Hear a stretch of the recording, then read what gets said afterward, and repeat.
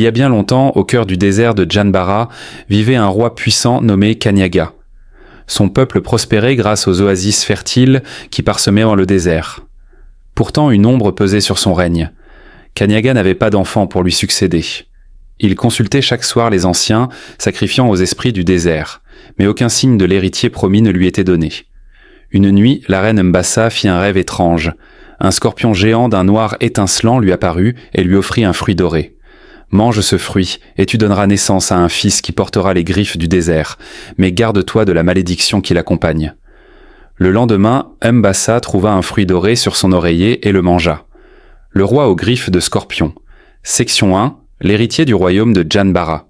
Il y a bien longtemps, au cœur du désert de Djanbara, vivait un roi puissant nommé Kanyaga. Son peuple prospérait grâce aux oasis fertiles qui parsemaient le désert. Pourtant, une ombre pesait sur son règne. Kanyaga n'avait pas d'enfant pour lui succéder. Il consultait chaque soir les anciens, sacrifiant aux esprits du désert, mais aucun signe de l'héritier promis ne lui était donné. Une nuit, la reine Mbassa fit un rêve étrange. Un scorpion géant d'un noir étincelant lui apparut et lui offrit un fruit doré. « Mange ce fruit, et tu donneras naissance à un fils qui portera les griffes du désert, mais garde-toi de la malédiction qui l'accompagne. » Le lendemain, Mbassa trouva un fruit doré sur son oreiller et le mangea. Prompt d'image pour cette section, un royaume africain dans le désert de Djanbara avec des oasis verdoyantes, un palais majestueux en pierre dorée et une reine noble tenant un fruit doré devant un ciel nocturne étoilé. Section 2. La naissance du prince maudit.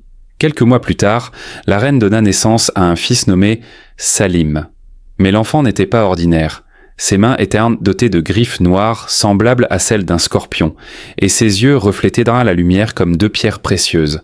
À mesure qu'il grandissait, Salim devint un guerrier redoutable.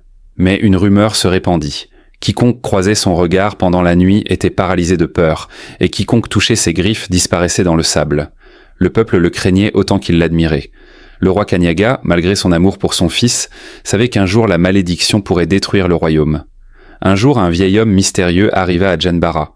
Il se disait sorcier des sables et affirma que la malédiction du prince pouvait être levée, mais à une condition. Salim devait vaincre le scorpion géant qui vivait dans les cavernes du désert profond, là où personne n'osait s'aventurer. Salim, décidé à libérer son peuple de la peur, partit seul à la recherche de la créature. Pendant 3 jours et 3 nuits, il traversa le désert brûlant, combattant les mirages et les esprits du sable. Enfin, il arriva à l'entrée d'une caverne où le scorpion géant, noir comme la nuit, l'attendait. Le combat fut féroce. Le scorpion géant était rapide et puissant. Ses pinces claquaient avec une force capable de briser la pierre. Salim utilisa ses griffes pour parer les attaques et frappa la créature avec toute sa force. Mais plus il blessait le scorpion, plus une douleur mystérieuse envahissait son propre corps. Le prince comprit alors que la créature n'était pas un simple monstre. Elle était une partie de lui-même, née de la malédiction qui pesait sur sa naissance. Tuer le scorpion, c'était se condamner lui-même. À l'instant où le scorpion s'apprêtait à porter le coup fatal, Salim fit un choix. Il planta ses griffes dans le sol et cria aux esprits du désert. « Prenez mes griffes, prenez cette malédiction, mais laissez mon peuple en paix. » Une lumière aveuglante emplit la caverne. Le scorpion géant disparut dans un nuage de sable, et les griffes de Salim tombèrent de ses mains, remplacées par des mains humaines ordinaires. Le prince était libéré, mais à quel prix ? Il avait perdu une partie de sa force, mais avait gagné la liberté pour son peuple. Salim retourna à Djanbara, accueilli comme un héros. Il devint un roi sage et juste, gouvernant avec compassion plutôt qu'avec peur. Le peuple n'eut plus jamais à craindre la malédiction. La sagesse du désert dit « Le véritable pouvoir ne réside pas dans la force, mais dans le sacrifice. Celui qui abandonne sa force pour protéger son peuple est plus grand qu'un roi guerrier. » Au sommet des montagnes de Mbala, où le ciel touche presque la terre, se trouvait un village nommé Kadiara. Ses habitants, réputés pour lire les étoiles, vivaient en harmonie avec le ciel nocturne. Chaque nuit, les anciens observaient la danse des astres pour guider le village dans ses décisions. Mais une nuit, un événement étrange bouleversa l'ordre des choses. Une étoile chuta du ciel et disparut dans la forêt interdite, à l'est du village. Les anciens virent cela comme un signe de malheur à venir. Mais un jeune garçon, Kanyele, rêvait d'explorer ce mystère. Guidé par la curiosité, Kanyele entra dans la forêt interdite, où les arbres semblaient chuchoter des secrets oubliés. Après une longue marche, il découvrit une clairière baignée d'une lumière surnaturelle. Au centre se tenait un être étrange, un homme au corps élancé et à la tête lumineuse, semblable à une étoile scintillante. « Je suis Zihara, le sorcier à la tête d'étoile, » dit l'être d'une voix résonnante. « Tu es le premier humain à m'avoir trouvé. Pourquoi es-tu ici, jeune mortel ?» Kanyele, tremblant mais déterminé, répondit « Je veux comprendre pourquoi l'étoile est tombée. » Zihara observa le garçon avec intérêt. L'étoile est tombée parce que l'équilibre entre le ciel et la terre a été rompu. Chaque étoile est une âme, et celle-ci a été arrachée de son domaine par un être avide de pouvoir. Si tu veux restaurer l'équilibre, tu devras accomplir 3 épreuves. Kanyele accepta sans hésiter. Zihara lui donna une pierre céleste et ajouta « Garde cette pierre près de ton cœur. Elle te guidera, mais si tu échoues à l'une des épreuves, ton âme rejoindra les étoiles perdues. » Première épreuve, le chant de la lune. Kanyele devait récupérer le chant de la lune, caché dans une grotte sombre. À l'intérieur, il entendit une voix mélodieuse, mais celle-ci lui murmura des peurs profondes. Il resta concentré, récitant les prières Chövilage, et la mélodie devint douce, révélant le chant de la lune sous forme de lumière argentée. Deuxième épreuve, le souffle du vent. La deuxième épreuve l'emmena au sommet de la montagne. Il devait capturer le souffle du vent. Mais le vent, invisible et capricieux, riait et s'échappait à chaque tentative. Kanyele, inspiré, utilisa la pierre céleste qui devint un miroir, reflétant la lumière du ciel et piégeant le vent. Troisième épreuve, le cœur de la terre. Pour la dernière épreuve, Kanyele descendit dans les entrailles couillées de la terre pour trouver son cœur, un cristal battant. Là, un esprit ancien le tenta de prendre le pouvoir pour lui-même, mais Kanyele résista, posant la pierre céleste sur le cristal. L'esprit disparut et le cœur de la terre s'illumina. Kanyele retourna à la clairière, où Zihara l'attendait. « Tu as réussi les 3 épreuves, mais pour restaurer l'étoile, tu dois affronter celui qui l'a volée. » Un être sombre surgit de l'ombre, le briseur d'étoiles, un ancien sorcier avide de puissance. Le combat fut intense. Kanyele utilisa le chant de la lune, le souffle du vent et le cœur de la terre pour affaiblir le sorcier. Mais celui-ci était puissant. Dans un ultime acte de courage, Kanyele lança la pierre céleste au ciel, appelant les étoiles à l'aide. Une pluie d'étoiles s'abattit sur le briseur, l'emprisonnant pour l'éternité. L'étoile, libérée, retourna au ciel et l'équilibre fut restauré. Zihara, le sorcier à la tête d'étoile, s'inclina devant Kanyele. « Tu as montré courage, sagesse et pureté de cœur. Le ciel te doit une dette. » Kanyele retourna au village, où les anciens le reconnurent comme un héros. Il devint le gardien du lien entre le ciel et la terre, veillant à ce que l'équilibre ne soit jamais rompu. La sagesse du village dit « Le véritable pouvoir réside dans le courage de protéger et non de conquérir. Celui qui préserve l'équilibre entre les forces de la nature et de l'esprit devient un guide pour son peuple. » Il y a bien longtemps, au cœur du désert de Janbara, vivait un roi puissant nommé Kanyaga. Son peuple prospérait grâce aux oasis fertiles qui parsemaient le désert. Pourtant, une ombre pesait sur son règne. Kanyaga n'avait pas d'enfant pour lui succéder. Il consultait chaque soir les anciens, sacrifiant aux esprits du désert, mais aucun signe de l'héritier promis ne lui était donné. Une nuit, la reine Mbassa fit un rêve étrange. Un scorpion géant d'un noir étincelant lui apparut et lui offrit un fruit doré. « Mange ce fruit, et tu donneras naissance à un fils qui portera les griffes du désert, mais garde-toi de la malédiction qui l'accompagne. » Le lendemain, Mbassa trouva un fruit doré sur son oreiller et le mangea. Le roi aux griffes de scorpion.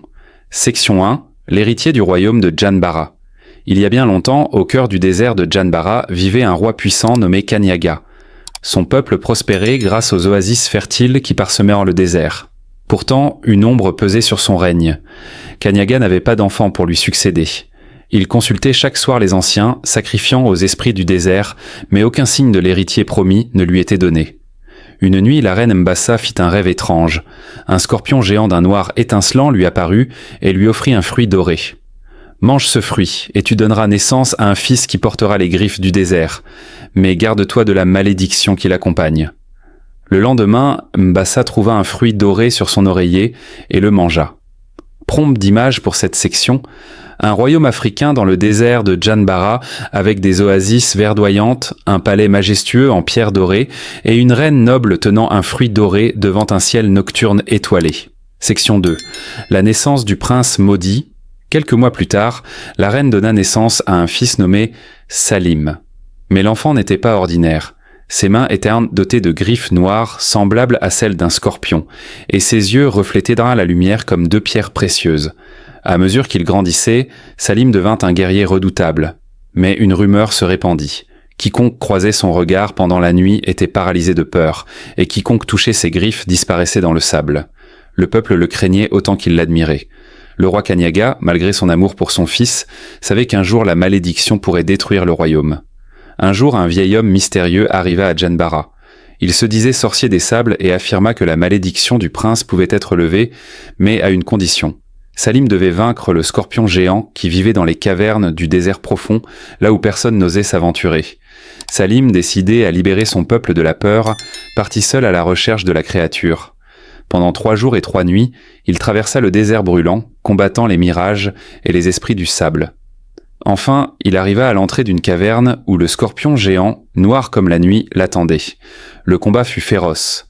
Le scorpion géant était rapide et puissant. Ses pinces claquaient avec une force capable de briser la pierre. Salim utilisa ses griffes pour parer les attaques et frappa la créature avec toute sa force. Mais plus il blessait le scorpion, plus une douleur mystérieuse envahissait son propre corps.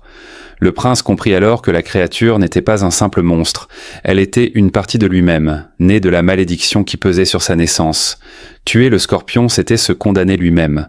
À l'instant où le scorpion s'apprêtait à porter le coup fatal, Salim fit un choix. Il planta ses griffes dans le sol et cria aux esprits du désert « Prenez mes griffes, prenez cette malédiction, mais laissez mon peuple en paix !» Une lumière aveuglante emplit la caverne.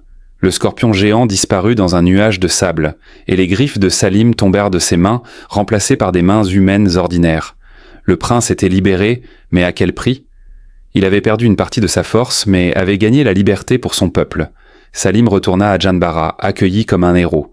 Il devint un roi sage et juste, gouvernant avec compassion plutôt qu'avec peur. Le peuple n'eut plus jamais à craindre la malédiction. La sagesse du désert dit « Le véritable pouvoir ne réside pas dans la force, mais dans le sacrifice. Celui qui abandonne sa force pour protéger son peuple est plus grand qu'un roi guerrier. » Dans un coin reculé de la savane africaine, le village de Ngoro prospérait grâce à ses récoltes abondantes et ses troupeaux de zébus. Mais un jour, les anciens du village reçurent une prophétie troublante. Une enfant naîtra sous l'éclipse du soleil. Ses cheveux ne seront pas des fils d'ébène, mais des serpents vivants. Elle apportera la richesse, mais aussi le chaos. Prenez garde à son regard, car il transformera les cœurs. Quelques mois plus tard, une femme nommée Zina donna naissance à une fille sous l'ombre de l'éclipse. L'enfant, nommé Asaya, avait des cheveux qui bougeaient, sifflant doucement comme des serpents endormis. À mesure qu'Asaya grandissait, les serpents de ses cheveux prenaient vie.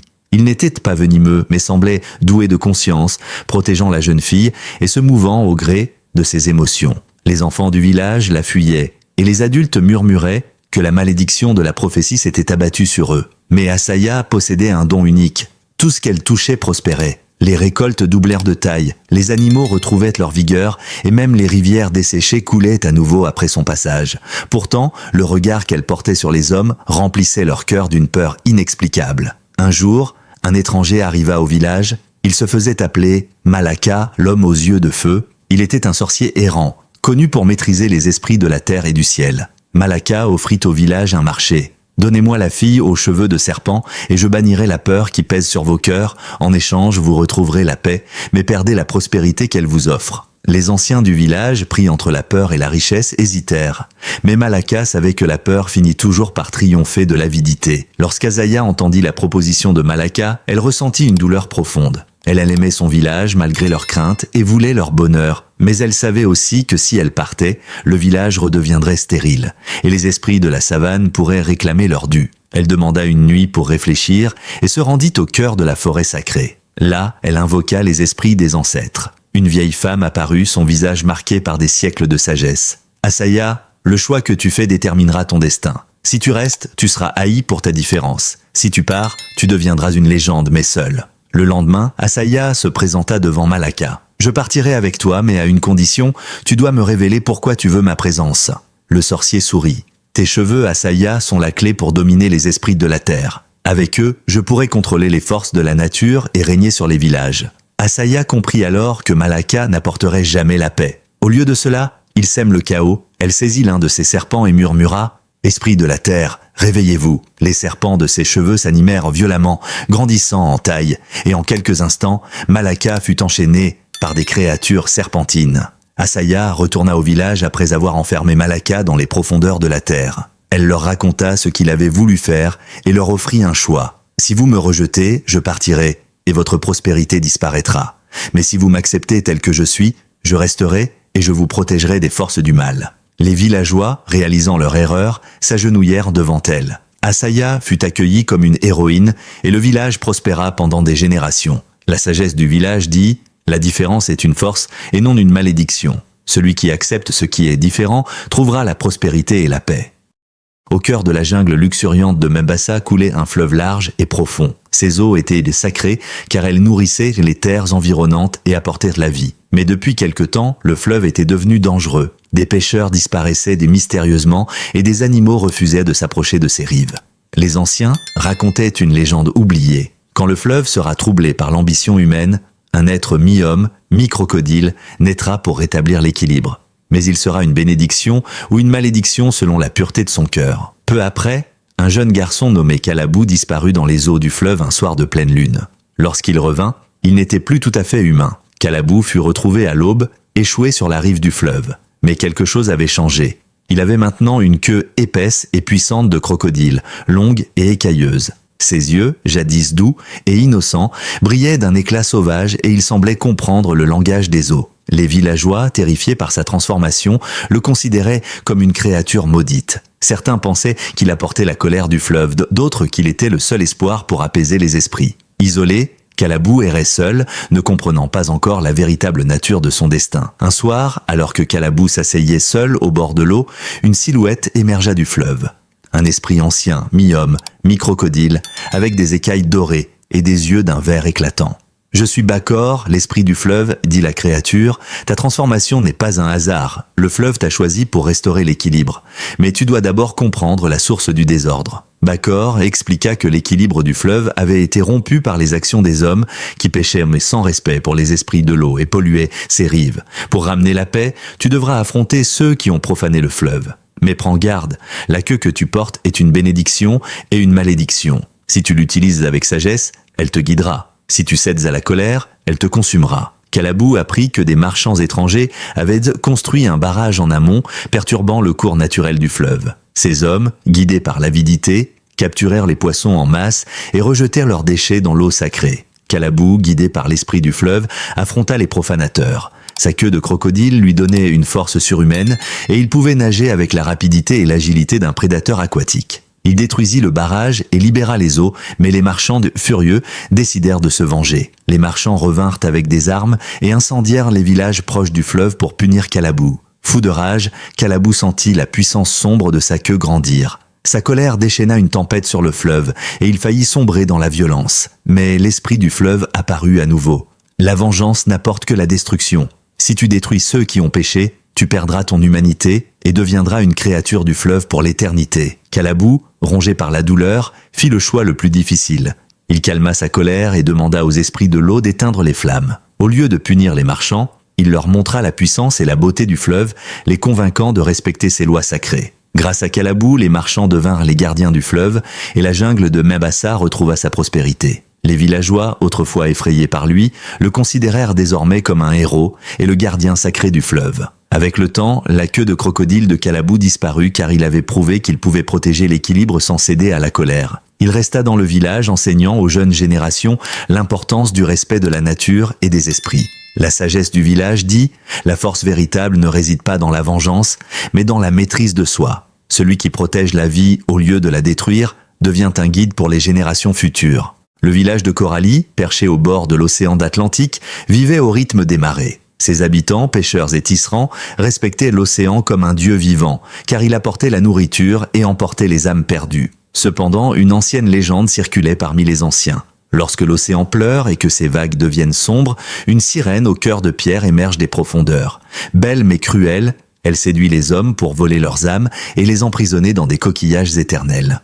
Un soir, sous une lune rouge sang, un pêcheur nommé Ndemba disparut en mer. Le lendemain, les vagues ramenèrent de son bateau vide sur la rive avec une seule trace, une empreinte de main faite de pierre. Dans les profondeurs de l'océan, la sirène Selena ouvrit les yeux. Sa beauté était envoûtante. Une peau lisse, comme l'ébène, des yeux d'un bleu profond et une queue scintillante faite d'écailles d'obsidienne.